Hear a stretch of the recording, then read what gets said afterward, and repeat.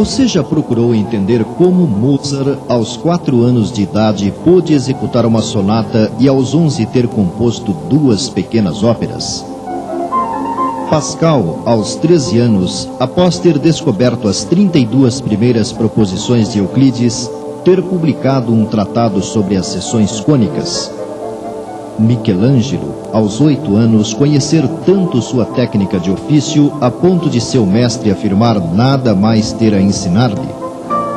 Paganini, aos 9, ser aplaudido em concerto pelo seu virtuosismo ao violino? Giotto, o pintor, desde criança traçar esboços cheios de naturalidade? Seria herança genética? Certamente não, pois seus pais e outros ascendentes eram pessoas comuns, como foram pessoas comuns seus descendentes. Atualmente, a explicação mais lógica é a reencarnação, ou de que a existência dessas pessoas é a continuidade de um processo que fez com que vivessem outras vidas, o que lhes possibilitou desenvolver potencialidades e habilidades, as quais permaneceram vívidas em suas memórias atuais.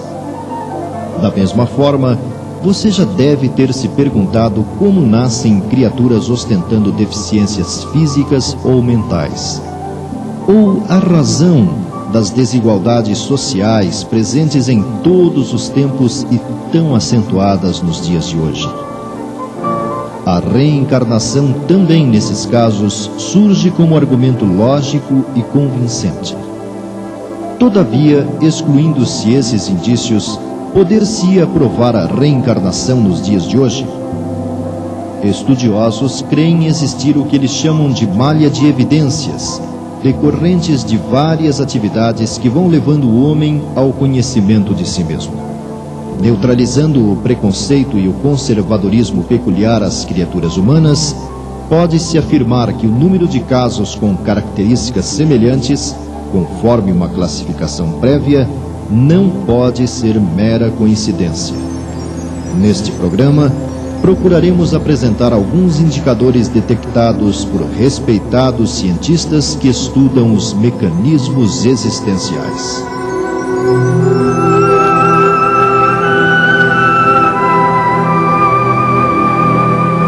Apesar do pouco espaço dado pelos meios de comunicação de massa ao fato, inúmeros são os casos de crianças em diferentes regiões do globo terrestre que, em determinado momento de sua infância, reassumem a personalidade e sua existência anterior, lembrando de ocorrências, pessoas, datas, identificando locais, entre outros elementos. Em nosso século, uma das mais importantes contribuições aos estudos da reencarnação foi dada por Hemendra Banerjee, professor da Universidade de Rajasthan e diretor do Instituto Indiano de Parapsicologia de Jaipur, Índia. Durante mais de 30 anos, até sua morte em maio de 1985, Banerjee pesquisou 1.100 casos ocorridos no mundo inteiro. Dentre eles, destacamos o do menino Ismail Altinglish, ocorrido na Turquia, mais precisamente na cidade de Adona. Ismail, já aos 4 anos, passou a afirmar que era a reencarnação de Abeit Suzumus, que morrera com a idade de 50 anos. Quando levado à casa que teria sido dele na vida anterior, reconheceu todas as pessoas e objetos que foram familiares a Abeit. Reconheceu também Hikamat Suzumus, que teria sido filha dele mesmo na vida anterior. O fato ocorreu numa família de muçulmanos, os quais, como se sabe, não creem na reencarnação. Interessante também é o caso de Gnana, menina indiana que com 3 anos de idade afirmava ter sido o menino Tilekratne. Levada à sua suposta casa anterior, ficou contente ao reconhecer a irmã, manifestou aversão ao irmão com quem brigara pouco antes de morrer, além de identificar outras pessoas e revelar lembranças que impressionaram os que com ela tiveram contato, os quais afastaram a hipótese de fraude. Outro criterioso trabalho desenvolvido por um homem da ciência se deve ao Dr. Ian Stevenson, pesquisador e professor da Universidade de Virgínia, no Departamento de Parapsicologia, o qual publicou em meados da década de 60 uma obra substancial, intitulada 20 casos sugestivos de reencarnação. Nela, o respeitado estudioso reúne 2 dezenas dentre as centenas de casos investigados no mundo inteiro. Dentre eles, resumidamente, podemos citar um ocorrido no Brasil, na família do grande tradutor e esoterista Francisco Valdomiro Lorenz. Começa 2 dias antes do falecimento de Maria Januária de Oliveira, aos 22 anos, vítima de tuberculose na laringe, fato ocorrido em outubro de 1917. Morava a 12 milhas de Dom Feliciano, onde, na época, residiam os Lorenz. E, ligada à família, disse à esposa deste: "Vou morrer, mas prepare-se para me receber como sua filha daqui a 10 meses. Efetivamente, a 10 de agosto de 1918 nascia Martha Lorenz, que até aos 8 anos de idade revelou várias lembranças de sua existência anterior. Atualmente, 25 anos após, Stevenson possui mais de 2.000 casos recolhidos e pesquisados do mundo inteiro.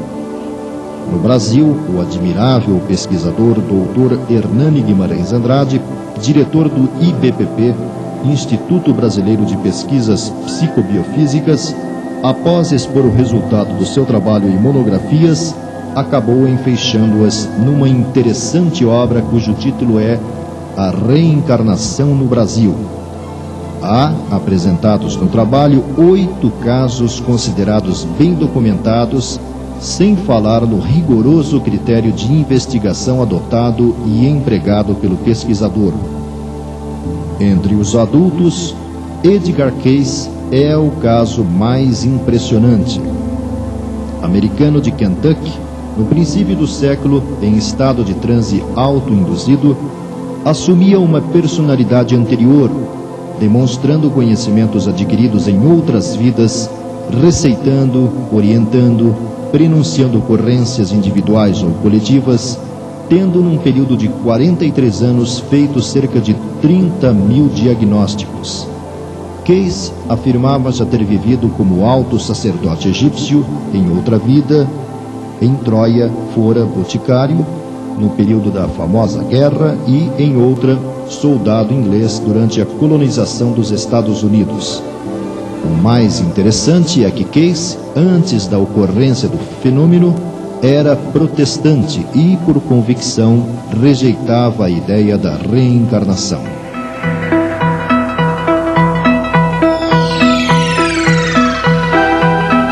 O médico Franz Mesmer teve, na primeira metade do século passado, suas experiências sobre o magnetismo animal retomadas por outros pesquisadores, inclusive no que se refere ao sonambulismo artificial, técnica capaz de levar uma pessoa a um estado alterado de consciência, no qual ocorrem não apenas vários fenômenos psíquicos, mas faz emergir espontaneamente memórias de vidas prévias. Nesse campo, estudos mais consistentes foram relatados pelo Dr. Albert de Rochat, da Escola Politécnica de Paris, em seu livro As Vidas Sucessivas, publicado em Paris em 1911.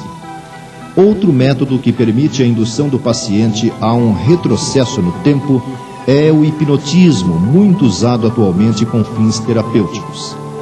Nessa área, a experiência de maior repercussão foi relatada no livro O Caso de Bride Murphy, de autoria de Morey Bernstein, um ativo homem de negócios americano que realizou de 1952 a 1953 regressões com a senhora Virginia Burns.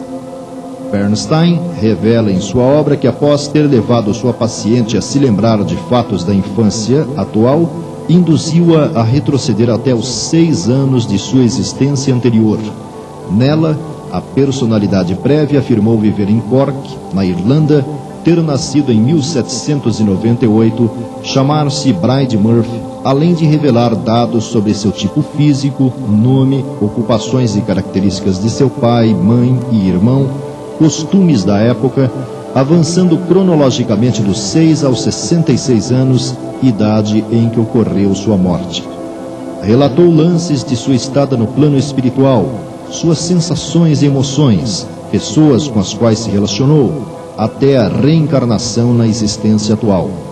O livro de Bernstein despertou grande interesse e, embora as críticas e antagonismos por parte do clero, cientistas e repórteres, outros hipnotizadores desenvolveram reveladoras experiências em várias partes do mundo, como a com o ator Glenn Ford, que, induzido ao transe hipnótico pelo Dr. Maurice Benjamin, revelou para surpresa própria 2 existências anteriores. Numa teria sido um professor de música chamado Charles Stewart, nascido na Escócia em 1774, e noutra viveu ao tempo de Luís XIV, ou seja, entre 1643 e 1715, como um parisiense chamado Lanvaux. Dados significativos: Glenn Ford não aprendeu nada sobre música em sua atual existência, mas, em transe, era capaz de executar difíceis peças de Beethoven e Mozart, bem como falar francês corretamente quando rememorando a existência de Lanvaux. Ford, em outra vida, teria perecido em duelo, trazendo em seu corpo atual um sinal no mesmo ponto em que fora mortalmente atingido. No estudo da regressão de memória foram testadas também drogas chamadas hipnóticas, as quais provocam um estado de consciência alterado que perdura por várias horas, permitindo a indução a vidas pregressas. Nesse campo, o também ator Cary Grant se submeteu em 1964, sob supervisão de renomado psiquiatra americano, a 70 sessões de regressão. Atualmente, a regressão é provocada dentro do processo chamado como TVP, ou Terapia de Vidas Passadas, o qual busca encontrar no passado próximo ou remoto a origem de determinados distúrbios ou anomalias físicas ou de comportamento peculiares ao paciente em tratamento.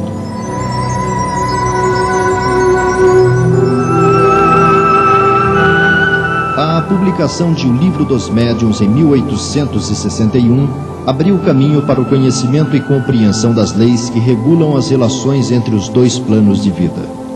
Admitida a comunicação espiritual, passou-se a avançar cada vez mais na ciência dos mecanismos existenciais, notadamente a respeito das regras que dirigem a sucessão de vidas como forma de aperfeiçoamento do espírito.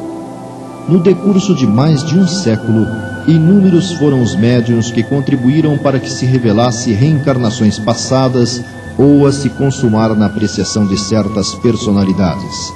Serviram também para o entendimento a respeito das interferências mentais recíprocas entre encarnados e desencarnados nos processos definidos como obsessivos.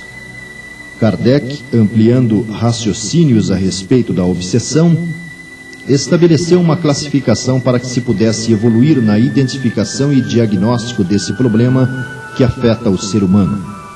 A grosso modo, expõe ele, a obsessão pode ser simples, caracterizada pela fascinação, e num estágio mais crítico pela subjugação.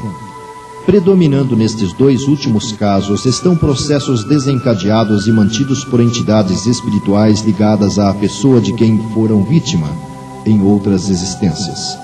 Extenso é o número de relatos apresentados pelo codificador em sua Revista Espírita, parte dos quais reunidos no livro A Obsessão. No Brasil, 2 importantes personalidades da área médica ofereceram sua contribuição para o desdobramento da ideia. O primeiro, o médico Adolfo Bezerra de Menezes, que no fim do século passado teve um filho acometido em determinada fase de sua vida por uma alienação mental e não encontrou nos recursos convencionais da medicina a melhora. Sua experiência com a terapia espírita está relatada na obra A Loucura sob Novo Prisma.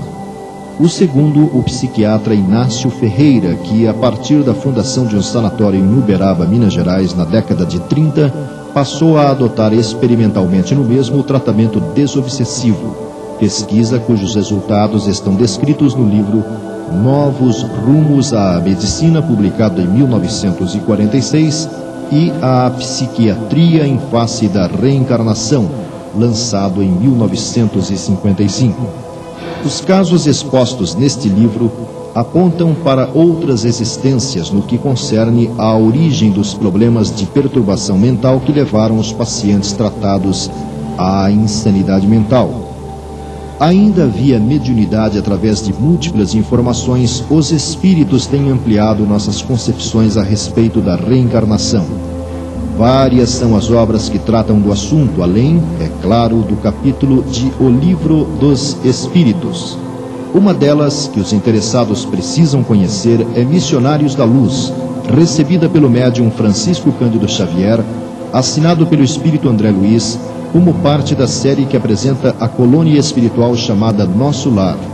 No referido livro, André Luiz revela a existência na estrutura organizacional de Nosso Lar de um movimentado centro de serviços composto por vários prédios e numerosas instalações destinadas à programação e planejamento de encarnações de criaturas vinculadas à colônia citada. Confessa sua admiração ao conhecer mapas de formas orgânicas, modelos de futuros corpos, seu espanto ao se cientificar da influência da ascendência espiritual nas questões de embriologia, descreve por alto a complicada operação de redução perispiritual do espírito reencarnante, bem como sua ligação ao óvulo fecundado.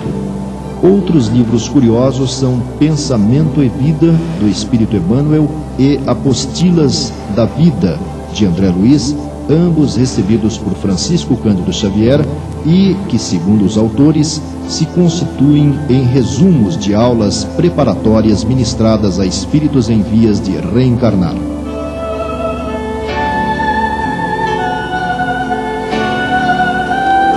Inegável a contribuição da visão evolucionista do Espiritismo a respeito da reencarnação. Sua lógica dissipa possíveis dúvidas dos que, destituídos de preconceitos, buscam a verdade.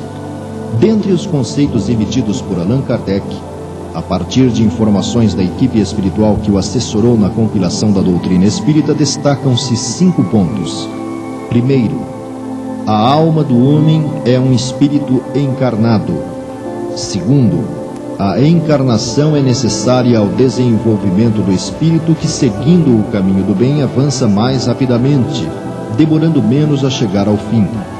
Terceiro, o aperfeiçoamento do espírito é fruto de seu próprio trabalho, não podendo em uma única existência corpórea adquirir todas as qualidades morais e intelectuais que devem conduzi-lo ao objetivo. Ele aí chega por uma sucessão de existências, dando em cada uma delas alguns passos adiante no caminho do progresso.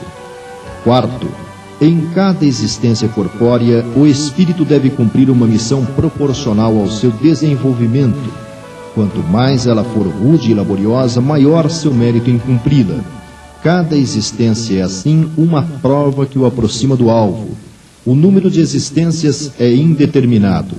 Depende da vontade do espírito abreviá-lo, trabalhando ativamente em seu aperfeiçoamento moral, assim como depende da vontade do operário que tem de realizar um trabalho, abreviar o número de dias para sua execução.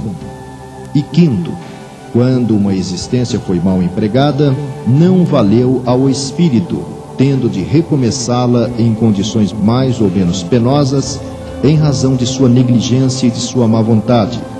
Assim é que, na vida, podemos ser obrigados a fazer no dia seguinte o que não fizemos no anterior, ou a refazer o que fizemos mal. O orientador espiritual Emmanuel, através do médium Francisco Cândido Xavier, pondera que cada existência terrestre pode ser comparada à laboriosa viagem. O corpo é a embarcação, o pensamento é a força. Quantas oportunidades de renovação não encontrará a criatura no abençoado período de uma existência? Cada hora que surge pode ser portadora de reajustamento. Deixa-te reviver cada dia na corrente cristalina e incessante do bem. Não ouvides a assertiva do Mestre: aquele que não nascer de novo não pode ver o reino de Deus. Renasce agora em teus propósitos, deliberações e atitudes, trabalhando para superar os obstáculos que te cercam e alcançando a antecipação da vitória sobre ti mesmo no tempo. E conclui: mais vale auxiliar ainda hoje que ser auxiliado amanhã.